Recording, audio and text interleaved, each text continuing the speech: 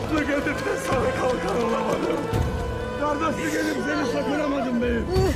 Rızkımın kımladı oranaydı. Gözüme kanlar ineydi.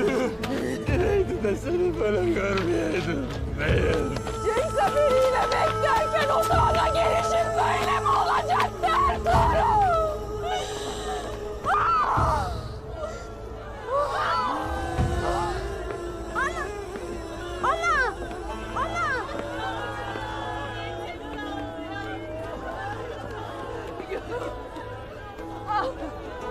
Babamı mı getirdiniz?